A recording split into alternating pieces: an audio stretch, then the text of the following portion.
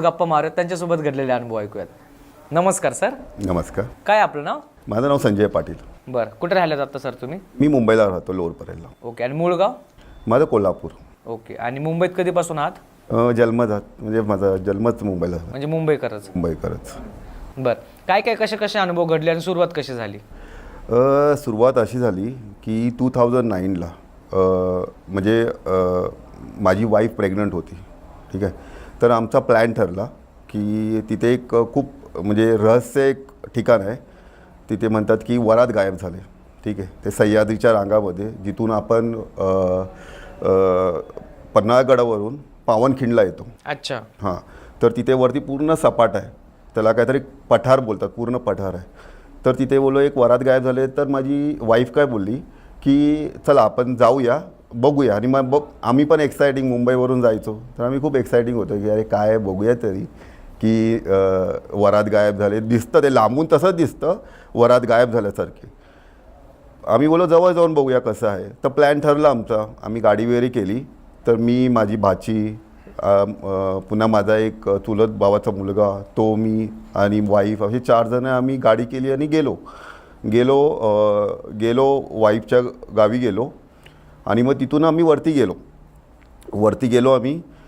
तर टाईम तर लागलाच खूप चढताना, लाईक मध्ये कसं पण आहे. पण आम्हाला जे बघायचं होतं त्याच्या आम्ही दूर अंतरावरून थोडा पुढे गेलो. बोलो चला वरती गेलो आहे, तरी 45 मिनिट लागले असतील वरती जाण्यासाठी. तर आम्ही गेलो तिथे वरती. कसे चालत गेलते का तुम्ही? हो, चालत. कारण तिथून गाडी नाही आहे, डोंगरच आहे, पूर्ण डोंगर वाटत आहेत पूर्ण वरती जाण्यासाठी. तर बोलो एक एक्सायटिंग, थोडा ॲडव्हेंचर टाईप. मुंबईवरून आपण म्हणजे आपल्याला आवडतात ना असं काय तर नेचरमध्ये जायचं, फिरायला. बोलो जाऊया, बघूया. गेलो आम्ही वरती चढलो.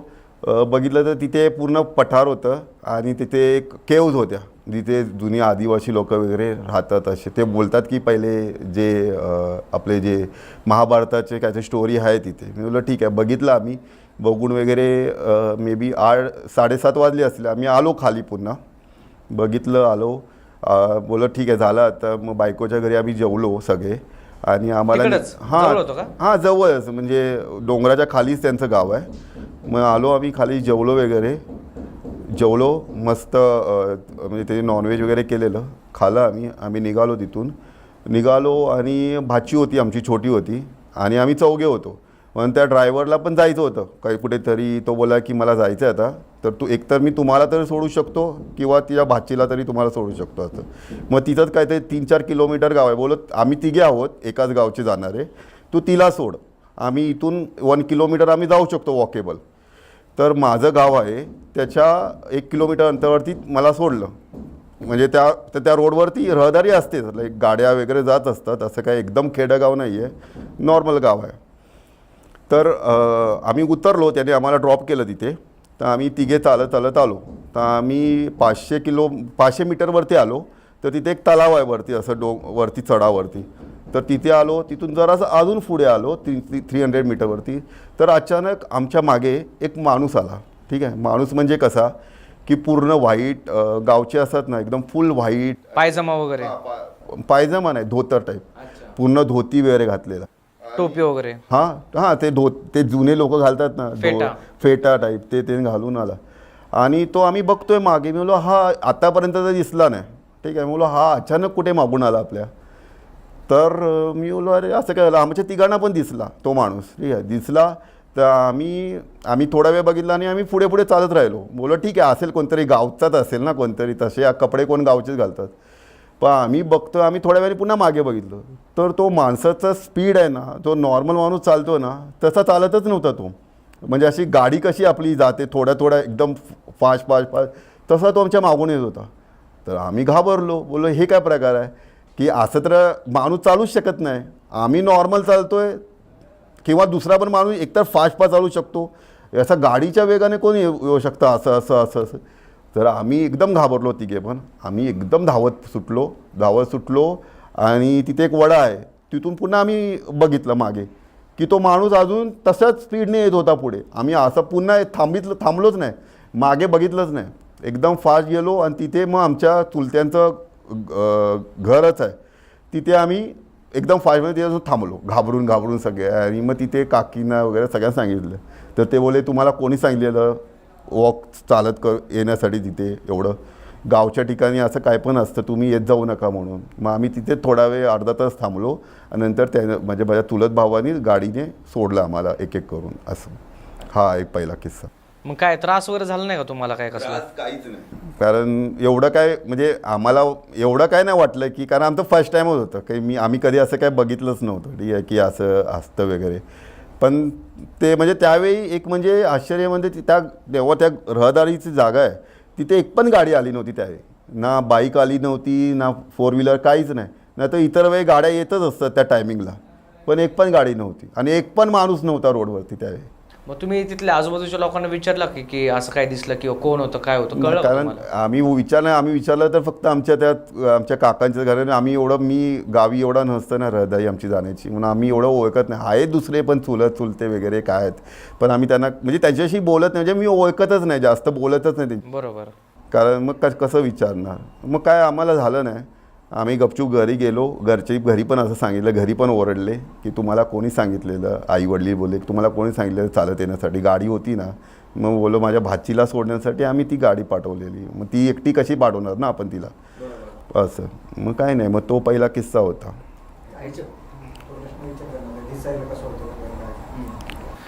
बरं. आणि जे तुम्हाला ते दिसले ते धोती वगैरे घातलेले ते दिसायला कसे होते? म्हणजे दिसायला फेस दिसत नव्हता, फक्त व्हाईट कपडे दिसत होते. चेहरा वगैरे कसा होता? चेहरा काही दिसत नव्हता. लांब होते का? लांब होते, पण ते स्पीडने येत होते. तो माणसाचा स्पीड कळतो ना आपल्याला, गाडीचा स्पीड आणि माणूस जो जम्प करून येतो एकदम फास्ट पळत गाडीच्या वेगानं, तसा तो माणूस एकदम फास्ट येत होता असं. म्हणजे तो चेहरा पण त्याचा एकदम क्लिअर नव्हता, काहीच क्लिअर नव्हतं. म्हणजे एकदम ती आकृती कशी असते व्हाईट आकृती त्या प्रकारचाच होता तो माणूस. अच्छा. मग तुमच्या वाईफला वगैरे काय त्रास वगैरे झाला का त्या गोष्टीचा? नाही. बरं. ह्याच्या व्यतिरिक्त अजून दुसरा कुठला अनुभव आहे? हां, दुसरा इन्सिडेंट असा आहे की म्हणजे माझा मित्र आहे अर्षद म्हणून नावाचा, तो ड्रोन शूटिंग करायचा त्यावेळी 2014-15च्या वेळची हां गोष्ट आहे. मला मुलगा झाला होता, तो पण 3-4 वर्षाचा होता, 4 वर्षाचा होता. मग तो ड्रोन शूटिंग करायचं, तर त्याला एक ऑर्डर आली होती लग्नाची. ठीक आहे, तर लग्नाची ऑर्डर आली होती, ती होती महाबळेश्वरला. तर तो मला त्याचा कॉल आला की असा असा प्लॅन आहे की तिथे मला शूटिंगची ऑर्डर आले, तर तू येणार का? तर चला, म्हणजे तसं पण माझी हॉटेलमध्ये मला राहण्याची हे आहे, म्हणजे अरेंजमेंट केली आहे. आपण एक दुसरं हॉटेल घेऊया आणि आपण जाऊया तिकडे, जाऊन राहूया म्हणून. ठीक आहे. आणि मग बोलत ठीक आहे चला, विकेंड पण आहे, मला पण सुट्टी होती, म्हणजे मी पहिला जॉबला पण होतो. तर बोलत ठीक आहे मला सुट्टी पण आहे, आपण जाऊया. तर गेलो आम्ही.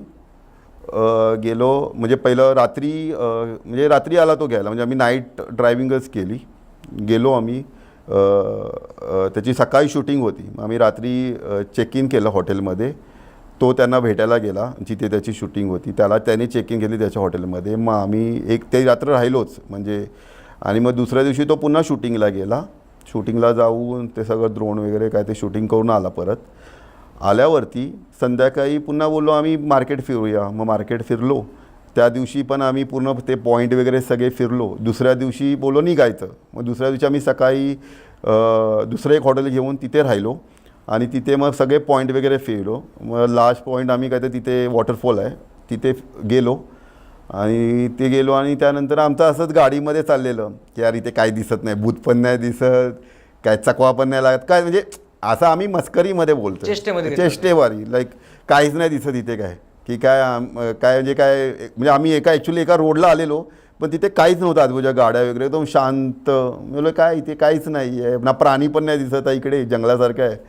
फक्त पॉईंट बघितले, आलो पाचगणीमध्ये आलो. तर बोलो इथे नको जेवायला, आपण खाली वाईला कुठेतरी हायवेलाच काहीतरी बघूया जेवणाचं.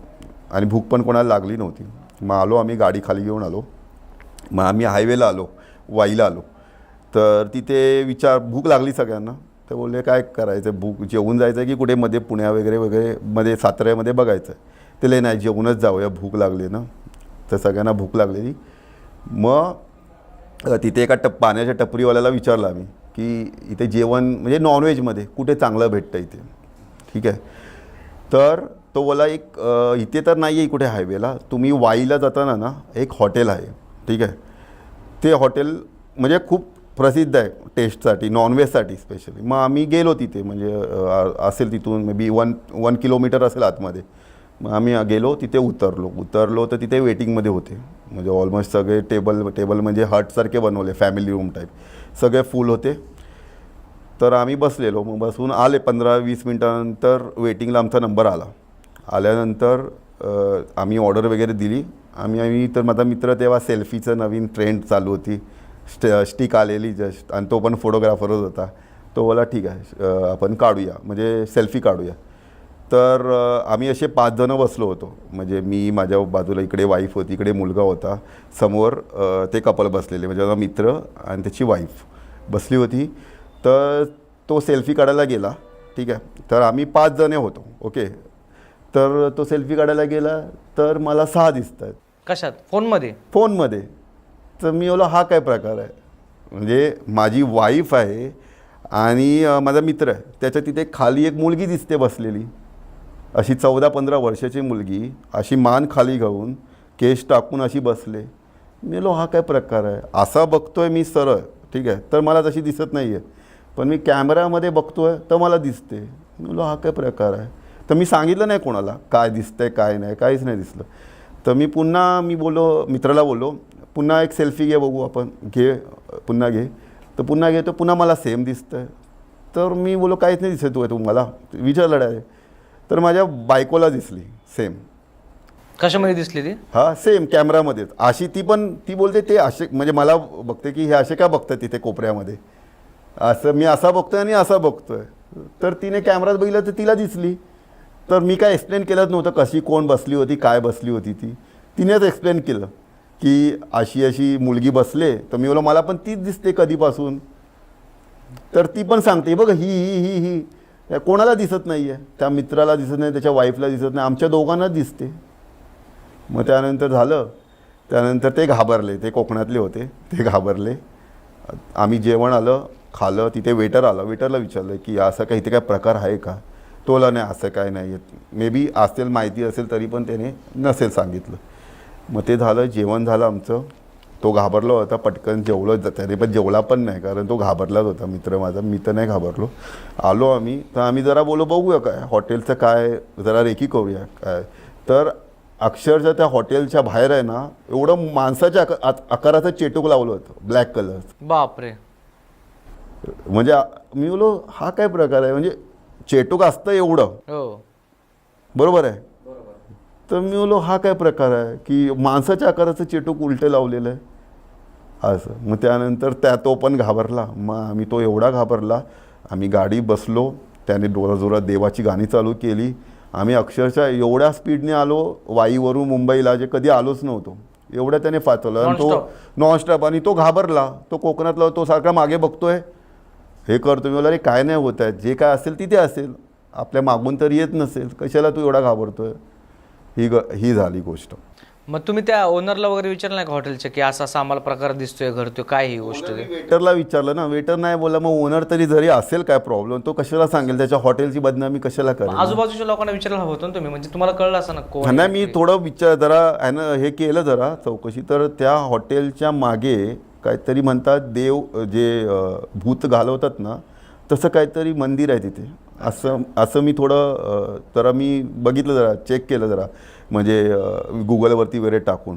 तर त्या हॉटेलच्या मागेच काहीतरी असं एक मंदिर आहे की तिथे भूतांना म्हणजे म्हणतात असं भूत घालवतात असं. हो, असं आहे.